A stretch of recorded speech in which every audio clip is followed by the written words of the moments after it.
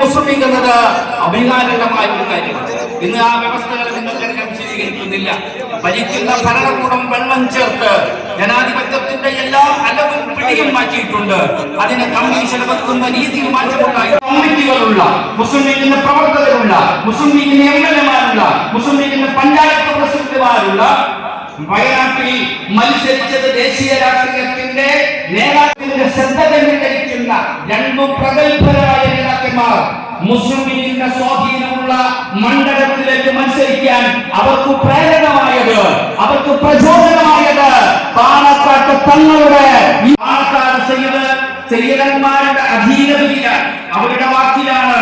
പാണക്കാട്ട് തങ്ങളുടെ മന്ത്രജപമായി സ്വീകരിച്ച് നാട് ഭരിക്കുന്ന ജില്ലയിലെ നിർദ്ദേശപ്രകാരം വരുന്ന ത്രിതല പഞ്ചായത്ത് തെരഞ്ഞെടുപ്പിലെ വിജയത്തിനു വേണ്ടി സംഘടനയെ ശക്തിപ്പെടുത്തുന്ന ഭാഗമായി പ്രവർത്തന നിരതരായ സഹോദരന്മാരെ, സഹോദരിമാർ,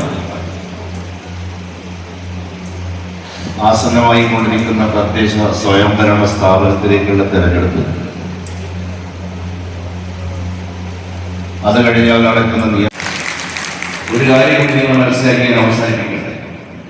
9 കൊല്ലമായിരുന്ന പ്രതിപക്ഷമാണ്. 9 കൊല്ലം ഇനി നമുക്ക് പ്രതിപക്ഷത്തിരിക്കണം. അല്ലെങ്കിൽ ഉത്തരവല്ല. മലപ്പുറം ജില്ലയിലെ പരിക്ക് കൊല്ലാറുണ്ടായിട്ടില്ല. എന്താണ് കാരണം? ഏകദേശം ഒരു 75-80% തദ്ദേശ സ്വയംഭരണ സ്ഥാപനങ്ങൾ നമ്മുടെ കയ്യിലാണ്. പിന്നെ നമ്മുടെ നാട്ടിലെ ഭരണം വളരെ മോശമാണ് ഭരണമെന്ന് CPM-ന്റെ എല്ലാ പ്രവർത്തകർക്കും അറിയാം.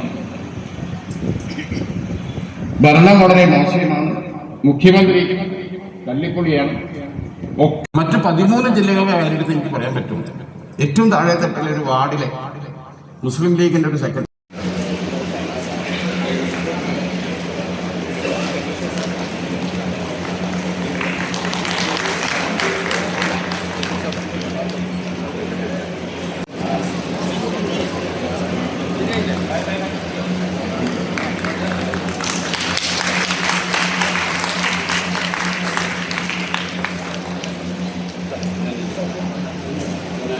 കിരാത നടപടികളും ഇസ്രായേൽ ഭീകരതയുടെ ക്രൂരമായ ചെയ്തികളെയും ഞങ്ങൾ ശക്തമായി അപലപിക്കുന്നു. ഫലസ്തീൻ ജനതയുടെ ചെറുത്തുനിൽപ്പിനോടും സയനിസ്റ്റ് ഭീകരതയുടെ അവസാനത്തെ ഇരയായ ഖത്തർ ജനതയുടെ വേദനയോടും ലോകമെമ്പാടുമുള്ള പീഡിതരും അധിനിവേശകരുമായ ജനതകളുടെ പോരാട്ടങ്ങളോടും ഞങ്ങൾ ഐക്യദാർഢ്യം പ്രഖ്യാപിക്കുന്നു.